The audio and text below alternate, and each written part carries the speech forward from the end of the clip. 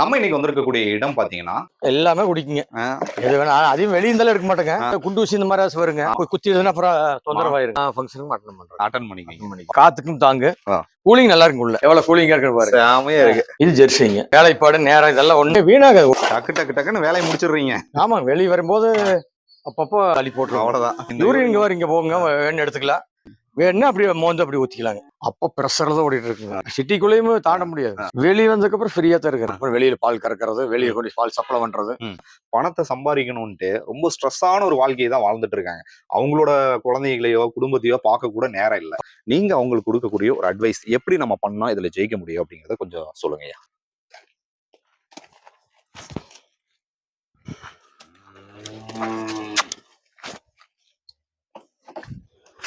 காளிப்பாளையம் அப்படிங்கிற ஒரு கிராமத்தை நோக்கி தான் வந்திருக்காங்க. 10 மாடுகள் வச்சிருக்காருங்க ஐயா. 25 ஆண்டுகள் மாடு வளர்க்கும் தொழில அனுபவம் இருக்கு. இந்த தொழில கிட்டத்தட்ட ஒரு 20 மாடுகள் வரைக்கும் அதிகப்படுத்தி அதுல இருந்து ஒரு 10 மாடுகளா குறைச்சிருக்காரு. இதற்கான காரணம் என்ன, மாட்டுப்பண்ணை எப்படி ஆரம்பிக்கிறது அப்படிங்கறத இந்த ஒரு வீடியோல நீங்க பார்த்து தெரிஞ்சுக்கலாம். ஐயா வணக்கம் ஐயா. நல்லா இருக்கீங்களா? நல்லா இருக்கு. உங்க பேரு, உங்க பற்றிய ஒரு சிறிய அறிமுகத்தை சொல்லுங்க. நம்ம பேரு செல்வராஜுங்க. இந்த ஒரு சின்ன ஃபார்மா இருந்தாலும் ஆரம்பிக்கும் போது எத்தனை மாடுகள் ஆரம்பிச்சீங்க? நாங்க முதல்ல ஒரு 2 மாடு 4 மாடு வச்சிருந்தோங்க. சரிங்க. அப்புறம் இடையில 15 மாடு 20 மாடு வரைக்கும் ரைஸ் பண்ணீங்க. அதுக்கப்புறம் ஏங்க? அதுக்கப்புறம் கண்ணுக்குட்டி மேவு மலைகள்னால மேவுகள்லாம் கம்மியாயிடுதுங்க. இடையில வறட்சி வந்தது. அதனால இடையில தண்ணியும் இல்லை, கிணத்துலயும் எல்லாம் தண்ணி கம்மியான மேவு பற்றாக்குறை வந்தனால கை மண் அப்படி கண்ணுக்குட்டியை போட்டு 2 மாடு 4 மாடு அதிகமாக ரைஸ் ஆயிட்டு இருக்கு. இது நம்மளுடைய செட் இல்லைங்களா? ஆமா, செட். இது எவ்வளவு பரப்பளவு இருக்குங்க? 1000-1500 ஸ்கொயர் ஃபீட். 1000-1500 square feet. எத்தனை மாடு கட்டிக்கலாங்க? நான் இப்போ வச்சுக்கிற 15 மாடு கட்டுற அளவுக்கு செட் போட்டு. ஆமாங்க, அந்த லெவலுக்கு நீங்க அதிகப்படுத்தி தான் வச்சிருக்கீங்க. இது சிம்பிள் செட் இல்லைங்களா? ஆமாங்க. இங்க 3 மாடு கட்டிருக்கீங்க. 5 மாடு, இப்போ 3 கட்டிக்கிறேன், 5 கட்டலாம். 5 வரைக்கும் 2 கட்டலாம். இது நம்மளுடைய செட் இல்லைங்களா? ஆமாங்க. மலைக்கு ஒழுகுங்களா? இல்லைங்க, ஒழுகாதுங்க. அதெல்லாம் டவுனா இருக்கு. காத்துக்கும் தாங்கு. கூலிங் நல்லா இருக்கு உள்ள. வெளியே நிக்கிறதுக்கு உள்ள வந்து பாருங்க. அப்படி வராங்க, குனிஞ்சுவாங்க. உள்ள வந்தீங்கன்னா ஆர்சி வீடெல்லாம் அகட்டி நிக்கணும். அந்த மாதிரி கூலிங்கா இருக்குங்க. எவ்வளவு கூலிங்கா இருக்கு பாருங்க. செமையா இருக்கு. ஐயோ, அதுக்கு செட்டு ஹைட் பண்ணாமே வச்சிருக்கிறேங்க. காத்துக்கு உங்களுக்கு தூக்காது. அவ்வளவு கூலிங்கா நல்லா இருக்கு. நல்லா இருக்கு. மாடு ஒரு துளி இதாகாதுங்க. எவ்வளவு நேரம் இருந்தாலும் உங்களுக்கு ஹீட்டா வராதுங்க. சைடுல எல்லா மாடுகளையும் இங்கே கட்டிக்கலாங்க. இப்ப மாடு அளவா இருக்கிறதுனால இப்போ அளவா உள்ள 3 மட்டும் கட்டுறேங்க. இல்ல இந்த சைடு 5 உருப்படி, இந்த பக்கம் 10 உருப்படி உள்ளே கட்டலாம். உள்ளே கட்டிக்கலாம். சென்ட்ரல்லைங்களா நல்லா கிளீனா சென்ட்ரல் வாய்க்கால உங்களுக்கு யூரின் போயிடும். எல்லாமே இது பண்ணிக்கலாம். சாணி வலிக்கிறதா ஒரு பெரிய. ஆமாங்க, அங்கங்க அப்பப்போ இது பண்ணி போட்டுருவோங்க. அதெல்லாம் அது பிரச்சனையே இல்லைங்க. இது ஜெர்சிங்க. ஜெர்சி உண்மையிலேயே செட் ரொம்ப கூலிங்கா இருக்குங்க. கூலிங்க சூப்பரா. வெளியே நிக்கிறதுக்கு இங்க நிக்கிறதுக்கு வித்தியாசம் தெரியுது. வேற லெவல்ல இருக்கு. இப்போ எப்படிங்க யூரின் எல்லாம் போச்சுன்னா நீங்க யூரின்லாம் வெளியே போயிருக்கு. பைப் வெளியே கொண்டு இங்கெல்லாம் சொல்ல சேராகாது. வடிஞ்சு வரும். டேப்பர் கொடுத்து தான் போட்டுருக்கு. ஓகே. இது எப்படிங்க கட் பண்றதுக்கு மசால் புல்லு பழைய மெத்தட் தான் ஃபாலோ பண்ணுங்க. பழைய மெத்தட் தான். நம்ம லேட்டஸ்டா எதுவும் கிடையாது. எதுவும் கிடையாது. சும்மா ஒரு இது கட் பண்றீங்களா? அதெல்லாம் கட் பண்ணி மாடு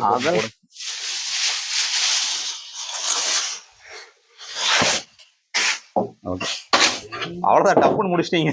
அவ்வளவுதான். 2 செகண்ட் தாங்க. இது லேட்டஸ்ட் தான்.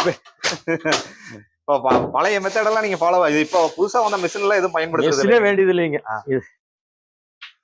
அப்படியே போட்டுக்க வேண்டியதுதான். அப்படியே தரிச்சுட்டு போட்டா முடிஞ்சதுங்க. சாப்பிட்டுக்கோ. அவ்வளவுதாங்க. சும்மா 2 செகண்ட் தாங்க. அவ்வளவுதாங்க. வேகமா முடிச்சிட்டீங்களே. ஆமாங்க. பெருசா இதுக்கு வேலைப்பாடு நேரம் இதெல்லாம் ஒண்ணு எதுவுமே வீணாகிறது இல்ல. வீணாகாது. ஒரு அவ்வளவு தரிச்சு போட்டா முடிஞ்சதுங்க.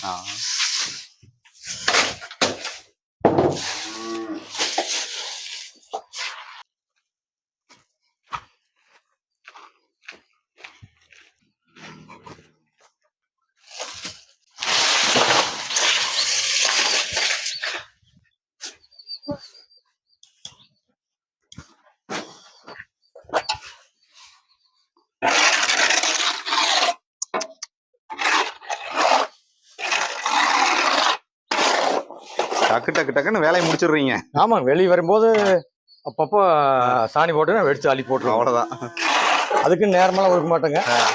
வரும்போது ஓட்ட முடிஞ்சதுங்க. முடிஞ்சு அவ்வளவுதான். சாணியை நம்மளோட தோட்டத்துக்கே பயன்படுத்திக்கலாம். ஆமாங்க, நம்ம இதுக்கே தானுங்க. இப்ப யூரின் வந்து எங்கெங்க போகுது? இப்ப இந்த யூரின் இங்க போகுங்க, வேணும் எடுத்துக்கலாம், வேண்டாம் நாங்க விட்டுருவோங்க. அப்படியே தோட்டத்துக்கே போய். ஆமாங்க, தோட்டத்துக்கு காட்டுக்கே போயிருங்க. வேணும்னா அப்படியே மோந்து அப்படி ஊத்திக்கலாங்க.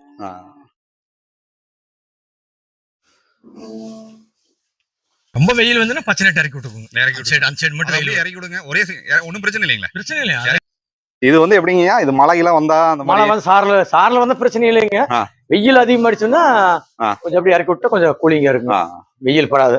மேய்ச்சலுக்கு ஏதாவது கொண்டு போவீங்க? மேய்ச்சலுக்கு போங்க இல்ல வந்து அப்பப்போ ஃப்ரீயா இருக்கிற போது கொஞ்சம் கண்குட்டியா எல்லாம் ஓட்டிட்டு போவோம். அது கொஞ்சம் காலார அப்படியே. ஆமாங்க, இறக்கி விட்டோம்னா உங்களுக்கு அவ்வளவுதான், நீட்டா அப்படியே நீட்டா. ஆமாங்க, நல்லா கூலிங்க நல்லா இருக்கு. இல்ல வெயில் அந்த சைடு படாது, அவ்வளவுதான். இறக்கி விட்டா முடிஞ்சுங்க, அவ்வளவுதான்.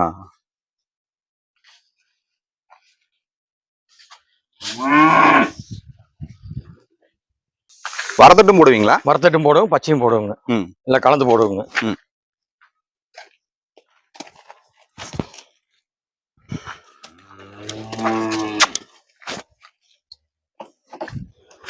கல்நீர் எல்லாம் குடுப்பீங்களா? எல்லாமே குடிக்குங்க, எது வேணா. அதையும் வெளியே இருந்தாலும் எடுக்க மாட்டேங்க, நம்ம வீட்டுல இருக்கிற மட்டும் குடிச்சுங்க. நம்ம வீட்டுல இருக்கிறது மட்டும். ஆமாங்க, வெளியில அதான் கேக்குறேங்க. வெளியில இருந்து அதிகமா எதுவும் யூஸ் பண்ண மாட்டேங்க. உள்ள குண்டூசி இந்த மாதிரி வருங்க. ஆமாங்க, ஆமா. அது நம்மளுக்கு குத்திடுதுன்னா அப்புறம் தொந்தரவாயிருங்க, மாடுகளுக்கு பிரச்சனை. அதனால வெளிய இருந்தெல்லாம் அதிகமா யூஸ் பண்றது இல்லைங்க. நம்ம வீட்டுல இருந்தா என்ன சுத்தமாக தெரியுங்க.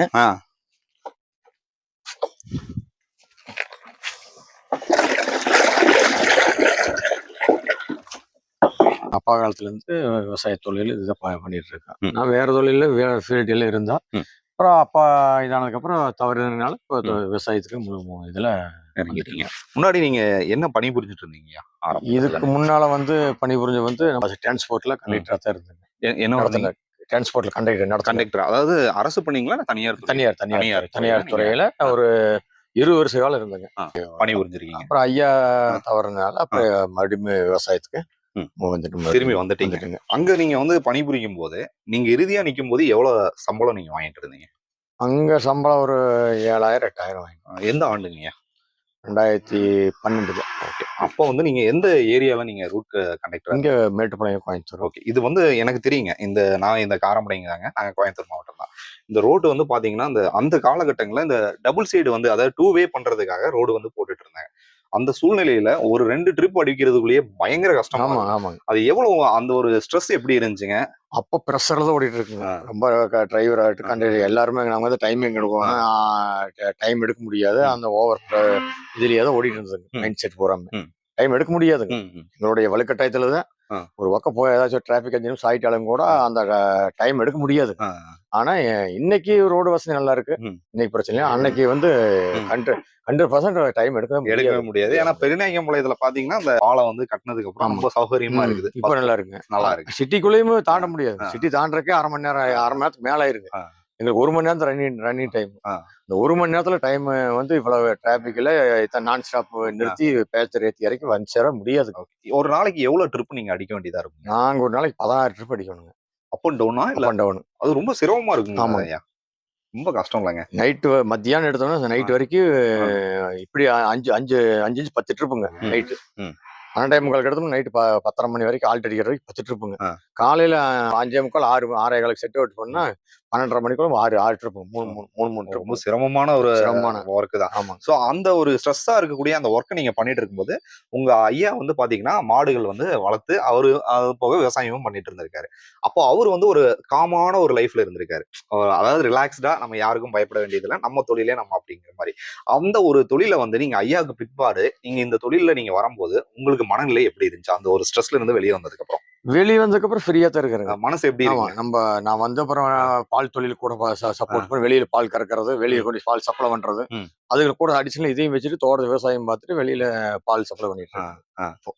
ஃப்ரீயா இருக்கு, மைண்ட் ரிலாக்ஸ். ஏன்னா அவங்க முகத்திலேயே அந்த வேலையை பத்தி சொல்லும் போது திரும்பவும் அந்த வேலையா அப்படிங்கிற மாதிரி முகம் மாறிச்சு. சந்திரமுகியில எப்படிங்க கங்காவோட மைண்ட் 15,000 20,000 சம்பளம் கொடுத்தா கூட அந்த ஃபீல்டுக்கு மைண்ட் செட் வராது. ஏன்னா அதுல இருந்து வெளியே வந்தது வெளியே வந்து நிம்மதியா டென்ஷன் பிரஷர் எல்லாமே ஜாலியா ஃப்ரீயா இருக்கு. ரிலாக்ஸ்டா இருக்கு. இதே மாதிரிதாங்கய்யா இப்போ வந்து மக்கள் வந்து பாத்தீங்கன்னா பணத்தை சம்பாதிக்கணும்ட்டு ரொம்ப ஸ்ட்ரெஸ்ஸான ஒரு வாழ்க்கையை தான் வாழ்ந்துட்டு இருக்காங்க. அவங்களோட குழந்தைகளையோ குடும்பத்தையோ பார்க்க கூட நேரம் இல்ல. பார்க்க முடியாது. குறிப்பிட்ட டைமுக்குள்ள நம்ம வேலைக்கு போகணும் வரணும். ஞாயிற்றுக்கிழமை கூட வேலைக்கு போற சூழ்நிலை லீவ் கிடையாதுங்க. கண்டிப்பா நம்மளுக்கெல்லாம் வார லீவுங்க கிடையாது. கிடையாது. ஆள் வரலையும் டபுள் ஷிஃப்ட் 3 ஷிஃப்ட் நான் ஒரு வாரமெல்லாம் ஓடிக்கிறேங்க. ஒரு வாரம் இல்ல வீட்டுக்கு வரமாட்டேன். அது அந்த வயசுங்க. அது அன்னைக்கு அந்த மெச்சூரிட்டி மேரேஜ் ஆகிறதுக்கு முன்ன இந்த வேற, இப்போ காலகட்டங்கள் வேற. ஆனா இருந்தாலும் இன்னைக்கு வந்து ஃப்ரீயா இருக்கிற, அன்னைக்கு வந்து ஃப்ரீயா அப்படி இருக்க முடியாது. இன்னைக்கு வந்து விவசாயம் எல்லாமே பார்த்துட்டு பால் சப்ளை பண்ணுங்க எல்லாமே என்ன எல்லாம் தெரிஞ்சிருந்த தொழிலுங்கிறனால நம்ம தைரியமா பண்றோம். ஐயா விட்டுட்டு போகும்போது எத்தனை மாடுகள் இருக்கு? அவரு அளவா 1 மாடு 2 மாடு அவரு பெருசா விவசாயம் தாங்க. நான் வந்து டெவலப் பண்ணேன். இப்போ நீங்க 20 மாடுகளா நீங்க பெருக்குனீங்க அப்படிங்கிற மாதிரி சொன்னீங்க. அதை குறைச்சதுக்கான காரணம் என்ன? அதானுங்க, இங்க தோட்டத்துல வந்து தண்ணி கம்மியாயி போச்சுங்க. கிணறு இடிஞ்சது. அப்புறம் மழை இல்லாம போச்சு. மேவு பற்றாக்குறையாச்சு. அப்புறம் மேவு வந்தது. அப்புறம் அதிகமாச்சு. சரிங்க. அப்புறம் இப்ப பால் வெளியே கறந்து சப்ளை பண்றதுக்கு ஆரம்பிச்சதுனால பூராத்தையும் பார்க்க முடியாது. ஆள் போட்டு லேபர் எல்லாம் போட்டோம்னா கட்டுப்படியாது. அதனால நம்ம அளவா நம்ம பார்க்க மட்டும் அளவா நம்ம அளவுக்கு மட்டும் வச்சுட்டு அது குறைக்கவும். கண்ணுக்குட்டிகளை வர கண்ணுக்குட்டிகளை குறைச்சிட்டு மாடுகளை மட்டும் வச்சுட்டு அப்படி கறந்து பால் கறந்து. இப்ப எத்தனை மாடுகள் இருக்குன்னு சொன்னீங்க? 10 மாடு. 10 மாடுல எத்தனை கன்றுகள் இருக்குங்க? கண்ணு 2ங்க. பெரிய மாடு 8ங்க. 8 எல்லாமே உங்களுடைய? எல்லாம் நம்மளுடைய. 1-2 வாங்குவோம். வாங்குவோம். அப்புறம் சரியில்லை மாத்துவோம். என்ன இன மாடுகள் இருக்குங்க? இது உரமே ஜெர்சி. ஏன் இப்ப ஜெர்சிங்கிறது வந்து பாத்தீங்கன்னா நல்ல பால் சுரக்கக்கூடிய ஒரு மாடு தான் ஜெர்சி மாடு. ஹெச்எப்பும் அதே மாதிரி. ஓகே. பட் ஜெர்சி ஹெச்எப்ல வந்து ஜெர்சி வந்து பெஸ்ட்ங்கிற மாதிரி நிறைய பேரத்துல சொல்லியிருக்காங்க. எஸ்என்எஃப் ஃபேட் வந்து கொஞ்சம் ஜாஸ்தி, ஜெர்சி நல்லா இருக்கு அப்படிங்கிற மாதிரி. ஹெச்எப் வந்து கொஞ்சம் கம்மியா வரும். பால் கொஞ்சம் அதிகமா கிடைக்கும். கொஞ்சம் திக்னஸ் வராது. இப்போ இது நம்ம கிட்ட இருக்கக்கூடிய இந்த ஜெர்சி மாடுகள்ல எவ்வளவு லிட்டர் பால் வந்து நீங்க ஒரு மாட்டுல இருந்து எடுக்கிறீங்க? ஒரு மாட்டுல 10 லிட்டர் 12 லிட்டர் வரைக்கும். ஒரு வேலைக்கா இல்ல ஒரு நாளைக்கு? ஒரு நாளைக்கு வந்து 8 மாடுகள்ல எத்தனை கறவை மாடுகள் இருக்கு? இப்போ வந்து 5 மாடு 6 மாடு கறக்குங்க. ஒரு நேரம் கறக்க 2 நேரம் கறக்கிற மாடு இருக்கு. அது மாறி அது சினப்பருவத்துக்கு வரும்போது கம்மியாக, அப்புறம் அது ஈனதுக்கு அப்புறம் ஜாஸ்தி வரும். ஒரு நாளைக்கு எவ்வளவு லிட்டர் பால் எடுக்கிறீங்க? இப்பெல்லாம் குறைஞ்சிடுதுங்க. இப்பெல்லாம் வந்து கம்மியாயிடுது. நாங்க முதல்ல ஒரு நேரத்துக்கு 40 லிட்டர் 50 லிட்டர் வரைக்கும் எடுத்தோம். 6 மாடு ஒரு நேரத்துக்கு. காலை வேலை மட்டும் காலையில 6 மாடு கறந்தா 40 லிட்டர் 45 லிட்டர் வரைக்கும் கறந்தது. சரி. கிட்டத்தட்ட காலையில ஒரு 40 லிட்டர், சாயந்தரம் 30-35 லிட்டர், 70 லிட்டருக்கு பக்கத்துல. 70 லிட்டர் 75 லிட்டர் வரைக்கும் நேரடியா நீங்க சப்ளை பண்றீங்க? நாங்க வந்து டைரக்டா ஆவினுக்கு ஊத்துவோம். வெளி சப்ளையும் இருக்குங்க. வெளி சப்ளைனா நீங்க வண்டியில தான் கொண்டு போய்? ஆமா, வண்டியில கொண்டு போய் சப்ளை பண்ணி முடிச்சுட்டு அதுக்கப்புறம் மீதி கொண்டு ஆவின் சொசைட்டில ஊத்துவோம். ஒரு லிட்டருக்கு வந்து நீங்க ஆவினுக்கு ஊத்தும் போது அது எஸ்என்எஃப் ஃபேட் செக் பண்ணி தான் அவங்க கொடுப்பாங்க. ஆமாங்க. நீங்க வெளியே போய் நீங்க கொடுக்கும்போது ஒரு லிட்டருக்கு எவ்வளவு உங்களுக்கு வருமானம் கிடைக்குது? லிட்டருக்கு எங்களுக்கு 15 ரூபாய்க்கு மேல ஜாஸ்தி வருது. ஒரு லிட்டருக்கு 15 ரூபாயில 20 ரூபா வரைக்கும் ஜாஸ்தி. அதாவது நம்ம ஆவினை கம்பேர் பண்ணும்போது 15 ரூபாங்கிறது மிகப்பெரிய மார்ஜின். ஆமா இல்லைங்களா? 15 ரூபாயில மேலதான் பெட்ரோல் இதெல்லாம் போக ஒரு 15 ரூபா நிகர நிக்குது. உங்களுடைய செலவு கணக்கெல்லாம் செக் பண்ணி பார்த்தா உங்களுக்கு வருமானம் நல்லா இருக்கு. அப்ப நீங்க ஏன் நீங்க வந்து டைரக்ட் சப்ளையே ஏன் உங்களால கண்டினியூவா பண்ண முடியல? அது ஏன் வந்து நீங்க வந்து ஆவினுக்கு நீங்க சப்ளை பண்றீங்க? மீதி தானே ஊத்துறாங்க. நம்ம ஆவின் நம்ம சப்ளை முடிச்சுட்டு மீதி தான் மிச்சம் இருக்கு. ஆமாங்க, வேஸ்ட் ஆகக்கூடாது. அதுக்கோசரம் முடி ஊத்துறேன். மத்தபடி நான் டைரக்டா நான் கொள்முதல் பண்ண முடியாம அதுதான் கேக்குறேங்க. அதிகமா கேட்டா அதிகமா ஊத்தி கொடுத்துருவோம். மீதிதான். மாடுகளுக்கு வந்து நீங்க ஒரு இவ்வளவு மாடுகள் நீங்க வச்சு பராமரிச்சதுனால உங்களுக்கு வந்து அந்த மாடுகளுக்கு இருக்கக்கூடிய அந்த இடர்பாடுகள் நோய்கள்லாம் என்னென்ன ஏற்படுது? அந்த நோய் மேலாண்மை பற்றி கொஞ்சம் சொல்லுங்க. நோய்கள் எல்லா நோயுமே அட்டாக் ஆகுங்க. காய்ச்சல் வரும், மடி நோய் வரும், அப்புறம் முண்டி காய்ச்சல், நிறைய இது வருங்க. டாக்டர் நம்ம வச்சு காய்ச்சல் இது வந்து நான் இப்பதான் ஃபர்ஸ்ட் டைம் கேள்விப்படுறேன். அது எப்படி வருங்கய்யா? அது முண்டி காய்ச்சல்னா கால் ஏதோ ஒரு கால் 4 கால் ஏதோ ஒரு கால் கீழே ஊனாதுங்க. கால் நொண்டி நடக்குது. அப்புறம் மாடு வந்து மேவு தண்ணி எடுக்காது, மேவு தண்ணி சாப்பிடாது. சரிங்க. 2 நாளைக்கு ஊசி போட்டது காய்ச்சலும் வந்துடும். மாடு சோம்பலாம நிக்கி தள்ளி விட்டு ஒழுங்கு ரெடிஷன்ல இருக்கும். பார்த்தாலும் தெரிஞ்சுக்கலாங்க. நல்லா ஆக்டிவ் ஆகிற மாடு பிடிச்ச கவுத்து பிடிச்சா நடக்காதுங்க. ஒரு கால் ஊனி தான் அந்த எந்த கால் இது அந்த கால் நொண்டி தான் நடக்கும். அதுதான் நொண்டி காய்ச்சல். அது ரெடி பண்றதுக்கு என்ன பண்ணணும்? அது ரெடி பண்றதுக்கு டாக்டர் வர சொல்லி இன்ஜெக்ஷன் போட்டோம்னா ரெடி ஆயிருங்க. நாட்டு மருத்துவம் எல்லாம் எதுவும் இல்லைங்க? நாட்டு மருத்துவங்க அதுக்கு இல்லைங்க. அதுக்கெல்லாம் இன்ஜெக்ஷன் தான். டாக்டர் இப்போ சமீபத்துல டாக்டர் வந்து உடனடியே போட்டா 2 நாளையில 3 நாளைல ரெடி ஆயிருங்க. இப்போ நம்ம கிட்ட வந்து மசால் புல் வந்து நீங்க பயிரிட்டு இருக்கீங்க. இது எவ்வளவு ஏக்கர்ல நீங்க பயிர்? நான் இது ஒரு 1/2 ஏக்கர்ல போட்டிருக்கேன் மசால். அப்புறம் வெள்ளைச்சோளம், மக்காச்சோளம் இது உள்ள தனியா எக்ஸ்ட்ரா போட்டுக்குவோம். அப்புறம் வைக்கோல் வாங்குவோம். அப்புறம் வறுத்துட்டு ம். மானாவாரியும் வறுத்துட்டு போட்டு ம். கோவம் போட்டு வச்சுக்குவோம். ம். பற்றாக்குறை. ம். அப்புறம் மக்காச்சோள தட்டு ரொம்ப ஷார்ட்டேஜ் வரும். மக்காச்சோள தட்டு வெளியில வரையில விலைக்கு வாங்கிக்கிறோம். ஓகே. இப்ப நீங்க இந்த பணியிலிருந்து நீங்க வெளிய வந்ததுனால, நான் ஒரு ஒரு சில பேர் வந்து இந்த ரொம்ப அந்த ஒரு வாழ்க்கையிலேயே பார்த்தீங்கன்னா, ஸ்ட்ரெஸ்ஸா தான் வாழ்ந்துட்டு இருக்காங்க. அந்த ஸ்ட்ரெஸ்ல இருந்து நம்ம வெளிய வரணும். என்கிட்ட வந்து ஒரு 1/2 ஏக்கர், 1 ஏக்கர் இடம் இருக்கு. அந்த இடத்துல வந்து நான் ஒரு மாட்டுப் பண்ணை ஆரம்பிக்கணும் அப்டின்னா, நீங்க அவங்களுக்கு குடுக்கக்கூடிய ஒரு அட்வைஸ் எப்படி நம்ம பண்ணா இதுல ஜெயிக்க முடியும் அப்படிங்கிறத கொஞ்சம் சொல்லுங்கய்யா. 1/2 ஏக்கரால ஒரு செட் போட்டு ஒரு ம். 10 ஒரு 5 மாடு முதல்ல ம். வாங்கி ம். அ ச கீழ தளமெல்லாம் போட்டு கழுவி எடுக்கறதுக்கு சௌகரியமா இருக்குங்க. ம். தளம் போட்டோம். மண் தரை ம். போட்டோம்னா அது சேராயிரும். அது ம். மாடுக்கு நோய் அட்டாக் ஆகும். ம். இந்த மாரி தளம் போட்டோம்னா உங்களுக்கு சாணி அள்ளிட்டு நீட்டா ம். கூட்டி எடுக்க சௌகரியமா இருக்கும். ம். அப்புறம் உங்களுக்கு கழுவி விட்டுக்கலாம். மத்தபடி சேராகாது. ம். நோய் நொடி கம்மியா வந்தாலும் உங்களுக்கு ம். ஓரளவுக்கு வருமானம் ஜாஸ்தி பண்ணலாம். ஓகே. எவ்வளவு மாடுகள்ல ஆரம்பிக்கிறது ரொம்ப நல்ல விஷயம். ஒரு 1/2 ஏக்கரா மசாலா புல்லெல்லாம் போட்டு ரெடி பண்ணிட்டு ஒரு ஆ. முதல்ல ஸ்டார்ட்டிங்ல ஒரு 5 மாடு 5 மாடுகள். 5 ஓகே. மாடுகள். எந்த இன மாடுகள் வாங்குறது நல்லதுங்க? கெச்சப்பும் வாங்கலாம், ஜெர்சியும் வாங்கலாங்க. ஆ. 2மே ம். 2மே வாங்கலாம். ம். 2யும் கலந்து வாங்குனாலும் இது ம். பிரச்சனை இல்லைங்க. ம். 2மே கலந்து வாங்குனாலும் ஈல்டு மேனேஜ் பண்ணிக்கலாம். ம். 2மே பெஸ்ட். 2மே 10 லிட்டர் கறக்குங்க. ஓ. இன்னைக்கெல்லாம் வந்து இன்ஜெக்ஷன் ஊசி போட்டு ம். எல்லாமே உங்களுக்கு கலப்படம் வந்துடுச்சு. சரிங்க. அதனால உங்களுக்கு ஈக்குவலா பெருசா டிஃபரெண்ட்லாம் கிடையாது. ம். ம். இதுக்கு 1 லிட்டர் 2 லிட்டர் தான் முன்பின வரும். ம். ஜெர்சிக்கும் கெச்சப்புக்கும். ஹெச்எஃப். அதனால பார்த்தீங்கன்னா, நம்ம ஹெச்எஃப்போ, ஜெர்சியோ வாங்கி நம்ம ஆரம்பிக்கிறது நமக்கு ஒரு 2 லாபத்த இது 2 குடுக்கும். மாடு, அது 2 மாடு வாங்கலாம். ஓகே. அதுக்கப்புறம் நீங்க வந்து நல்ல ஒரு வருமானம் ஈட்டணும். நான் வந்து ஒரு 2,00,000 3,00,000 வரைக்கும் சம்பாதிக்கணும்னா, எவ்வளவு மாடுகள் வரைக்கும் நம்ம வச்சிருந்தா, நம்ம பராமரிப்பு பணிகளுக்கும் ஆள்கள் வந்து கண்டிப்பா தேவைப்படும். ஆளுக ஒரு 2, 3 ரைஸ் பண்ணும்போது உங்களுக்கு ஆ. ஆளுக வந்து ஜாஸ்தி வரும். ஆ. அந்த மாரி நீங்க பண்ணும்போது ஒரு 50 மாடுகள் வரைக்கும் ஆ. ரைஸ் பண்ணலாம். ரைஸ் பண்ணலாம். ரைஸ் பண்ணலாம். ஸோ அப்போ வந்து பார்த்தீங்கன்னா, மினியா ஒரு ஷெட்டு கிட்ட செட்டு எல்லாமே பெருசா. கிட்டலாம் ஆமா. பக்காவா பெருசா போடணும். ஆமா. பெருசா ஓ. போட்டு ஆ. லைன் பண்ணி பிட் ஆ. காடி போடணும். ஆ. காடி போட்டு லைன் வந்து மேட்டெல்லாம் போடணும். ம். ஏன்னா உங்களுக்கு ஆளுங்க வந்து நம்மள மாரி பராமரிக்க மாட்டாங்க. ம். அதனால மேட் யூஸ் அதெல்லாம் செலவு அதிகமாங்க ஓ. மேட்டெல்லாம் போட்டா. சரிங்க. கண்ணு என்னாச்சுங்க? இல்ல ஒண்ணு. நம்ம மாடுகள்ல வந்து பாத்தீங்கன்னாய்யா, நெறைய வகைகள் இருக்குது. அந்த மாடுகள்ல வந்து, இந்த வகைகள்ல வந்து நம்ம பிரிச்சு நம்ம அத கத்துக்கணும்னா எவ்வளவு ஆண்டுகள் ஆகுங்க? பெருசா ஆ. ஒரு ஒரு 1 வருஷம் ஃபீல்டுக்குள்ள இருந்தா போதும். இருந்தா 1 போதும். வருஷம் இருந்தா எல்லாமே தெரிஞ்சுக்கலாங்க. ஆ. எல்லாமே. ஓ. கரெக்ட்டா அடி நம்ம ஆமா. தெரிஞ்சுக்கலாம். ம். ஓகே. நீங்க ஆரம்பிக்கும்போது இந்த ஒரு தொழில வந்து ஐயா கிட்ட இருந்து நீங்க கத்துக்கிட்டதுனால தான் இத நீங்க ஈஸியா இல்ல. சின்ன வயசுலேருந்தே நாங்க மாட்டு ஆ. இதுக்குள்ளேயே இருந்ததுனால, ம். ஒண்ணும் பெருசா கத்துக்கிறதுக்கெல்லாம் கத்துக்கிறீங்களா? அதுல உங்களுக்கு பிடிச்ச ஆ. விவசாயத்துக்குள்ளேயே நாங்க ஆ. எல்லாமே விவசாய இதுல ஆ. இருந்ததுனால, அ. ஆரம்பத்துல 1 மாடு 2 மாடு அவங்க வச்சிருந்தாங்க. அவர் ம். வெளியில பால்காரர் ம். வந்து கறந்துட்டு போவாரு. ம். அந்த மாரி வச்சிருந்தாங்க. ம். நான் வந்து இப்ப வந்ததுக்கப்புறம் நம்ம டைரக்ட்டா ம். இறங்கலான்னு போட்டு, ம். டைரக்ட்டா ஃபீல்ட்ல நானே இறங்கி ஓ. கறந்து சப்ளை பண்ணிட்டு ஓகே. இப்ப இந்த மாடுகளுக்கு வந்து சினை ஊசிகள் இருக்கு ம், பாத்தீங்களா? ம். அந்த சினை ஊசிகள்ல வந்து நீங்க எந்த மாரி சினை ஊசிகள நீங்க பயன்படுத்திட்டு இருக்கீங்க? நான் கெச்சப்பும் போடுவேன், ஜெர்சியும் போடுவேன். ஆமா. 2மே கலந்து தான் போடுவேன். கலப்பினமா நீங்க கலப்படம். பண்ணிக்குவீங்க. ஆமாங்க. எத்தன ஊசியில வந்து அது நிக்குதுங்க? அது சொல்ல முடியாதுங்க. ஆ. வேச காலத்துல ஒரு ஆ. 2 டைம் 3 டைம் ஆ. ஆகலாம். ஒரு சில மாடு ஒரே டைம்ல போட்டாலும் ஆ. நிக்கும். ஆ. அது வந்து நம்ம கணிக்க ஆமா முடியாது. கணிக்க முடியாது. ஆ. அதெல்லாம் கணிச்சு சொல்ல ஆ. முடியாதுங்க. அது கரெக்ட்டா நம்ம பார்த்து அந்த டயத்துக்கு ம். மேனேஜ் பண்ணி போடணும். ஓ. 1 நாள் 2 நாள் விட்டாலுமே பிரச்சனை பிடிக்காது. ஓகே. எவ்வளோ ஈத்து வரைக்கும் நம்ம வச்சுக்கிறது நல்லதுங்க? ஒரு 5 ஈத்து 6 ஈத்து வரைக்கும் வச்சிருக்கலாம். 5ல இருந்து 6 ஈத்து. 5 ஈத்து 6 ஈத்து அவ்வளவுதான். ஆனா அது பல்லு வந்து பார்த்து தானே நம்ம இது ஆமாங்க பண்ணணும்னு பல்லு சொல்லுவாங்க. பார்த்து. ஓகே. அந்த 6 ஈத்துக்கு அப்புறம் நம்ம விற்பனைக்கு நம்ம குடுத்துருவோம். புதுசா நம்ம கன்றுகள அதாவது மாடுகள வாங்கிக்கலாம். இல்லாட்டி நம்ம கன்றுகளையே பெருசு பண்ணிக்கலாம். அப்படி பண்ணலாம். அப்படிங்கும்போது ஒரு மாடு வந்து ஒரு 13 டூ 14 ஈத்து வரைக்கும் வருங்கிறது மாரி நெறைய இடத்துலலாம் சொல்றாங்க. அப்ப நம்ம ஏன் வந்து அந்த ஒரு 10 ஈத்து வரைக்கும் நம்ம ஏன் 10 வச்சுக்கிறது இல்ல? ஈத்து வரைக்கும் இன்னைக்கு இருக்கிற மாடுகள் அந்த ஆ. அளவுக்கு பழைய நாட்டு மாடுக்கு ம். பிரச்சனை இல்லைங்க. இன்னைக்கு இருக்கிற மாடு வந்து அந்த அளவுக்கு ஸ்ட்ரென்த் இருக்காது. ம். ம். ஈல்டு வந்து பாலும் கம்மியாகி போகும். ம். டவுன் ஆயிரும். ம். அப்புறம் உங்களுக்கு 2வது நம்ம விலையும் பிடிக்காது. ஆ.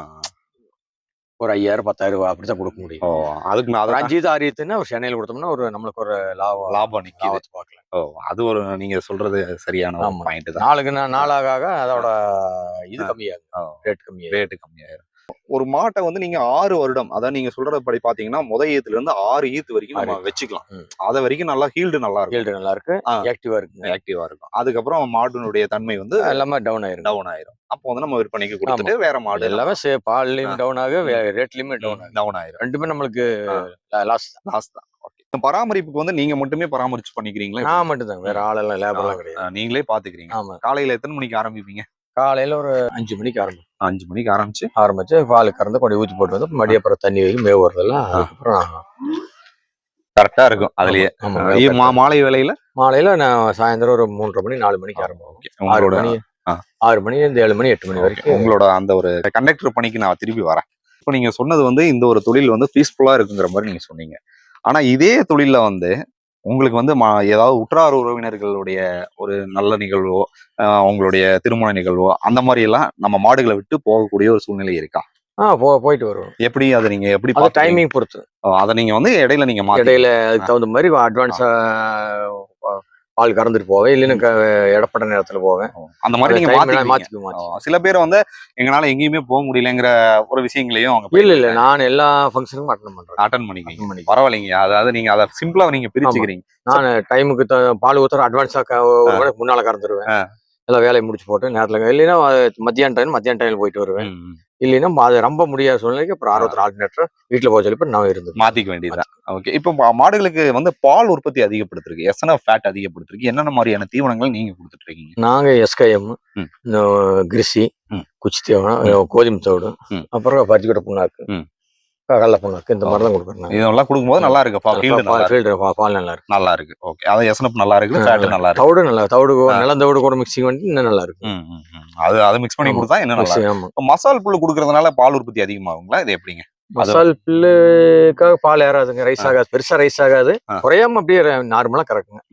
கொஞ்சமா அப்படியே. ஆமா, அது கூட வந்து மக்காச்சோளம், சாடு பயிறு, இந்த மாதிரி சோள வகையரை கொஞ்சம் கொடுத்தோம்னா கொஞ்சம் நல்லா இருக்கு. அது மாதிரி பண்ணிட்டா கொஞ்சம் நல்லா இருக்கும். ஆமா. இப்ப நம்மளுடைய இதுல பாத்தேங்க செட்டுல மாடுகளை வந்து அங்கங்க நீங்க கட்டி வைக்கிறது, அதாவது பகல் நேரங்கள்ல கட்டி வைக்கிறதுக்கும், அதாவது மழைகளை பெஞ்சதுன்னா நீங்க நீட்டா செட்டு நீங்க போட்டிருக்கீங்க. இது வந்து சிமெண்ட் சீட் இல்லைங்களா? Cement sheet set. இது வந்து வெயில் காலங்கள்ல இந்த சிமெண்ட் சீட்ல கட்டும் போது மாடுகளுக்கு வந்து அந்த ஹீட் அதிகமா இருக்கும். ஹீட் வரைக்கும் நாங்க ஹைட் பண்ணி போட்டிருக்கோம். அதனால காத்தோட்டமா வர ஹீட் வராது. நிழல்ல தான் அது கரெக்டா நீங்க பிளான் பண்ணிருக்கீங்க. ஆமாங்க. காத்தோட்டம் எங்க பார்த்தாலும் காத்து எங்கேயும் தடுக்காதுங்க. எங்க உங்களுக்கு ஃப்ரீயா மாடு படுத்து எங்க வெயிலுங்கிற பேச்சுக்கு இடமே இல்லைங்கிறீங்க. வெயில் உங்களுக்கு காத்து வரும்போது உங்களுக்கு வெயில அப்படி வெளியே காத்து வெளியே இருக்கும். அது ஹைட் பண்ணி போட்டுரும். இப்ப எதிர்வரும் நாட்கள்ல நீங்க மாடுகளை அதிகப்படுத்துற என்ன இதா இருக்கு? மேவு வரும்போது அதிகப்படுத்துவாங்க.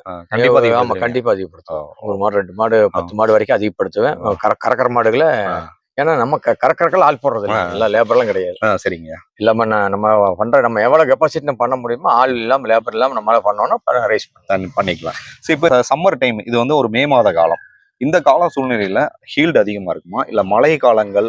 மழை காலங்கள் உங்களுக்கு ஹீல்டு அதிகம் வரும். சம்மர்ல வந்து உங்களுக்கு பால் ரைஸ் ஆகாது. எதனால அந்த மழை காலங்கள்ல மட்டும் பால் அதிகமா இருக்கு? மழை காலங்கள் வந்து கூலிங், மாட்டோட கூலிங் இதெல்லாம் நல்லா இருக்கு. வெயில்ல வந்து உங்களுக்கு ஹீட்டு, அதுக்கோசரம் பால் இதாயிடும். சரி, அந்த மழை காலங்கள்ல எஸ்என்எஃப் ஃபேட் நல்லா இருக்குமா? மழைக்காலங்கள்ல ஃபேட் கொஞ்சம் டவுனா தான் இருக்கும். கொஞ்சம் சலசலந்த பால் வந்து மேவு இது எல்லாமே வந்து இதா இருக்கு. அதுக்கு தகுந்த மாதிரி ஃபீடு நம்ம கொடுக்கற பொறுத்து ரைஸ் ஆகும். சரிங்க. உங்களுடைய ஒரு ஞாயிற்றுக்கிழமை பொண்ணான நேரத்துல எங்களுக்கு வாய்ப்பு கொடுத்து மாடு வளர்ப்பு பற்றி பயிர்ந்துக்கிட்டீங்க. ரொம்ப நன்றிங்க. ஐயா, பாத்தீங்கன்னா ஒரு கண்டக்டரா பணிபுரிஞ்சுட்டு அந்த ஸ்ட்ரெஸ்ல இருந்து வெளியே வந்து மாட்டுப்பண்ணை ஆரம்பிச்சு நான் இதுல கொஞ்சம் ரிலாக்ஸ்டா இருக்கேன் அப்படிங்கிற மாதிரி பதிவு பண்ணாருங்க. மாட்டுப்பண்ணை ஆரம்பிக்கிறத பத்தி ஒன்றும் பிரச்சனை இல்லை. அதுக்கான நேரம், அதுக்கான இடம், இது எல்லாமே நம்ம கிட்ட இருந்து ஆரம்பிச்சா அதுல கண்டிப்பா வெற்றி அடையலாம். தொடர்ந்து நம்ம சிவாரன் டிவியை பாருங்க, பல தகவல்கள் காத்துட்டு இருக்கு. சிவாரன் டிவி இன்ஸ்டா பேஜையும் தொடர்ந்து ஃபாலோ பண்ணுங்க. டில் தென் பை ஃப்ரம் உங்கள் சிவா. நன்றி, வணக்கம்.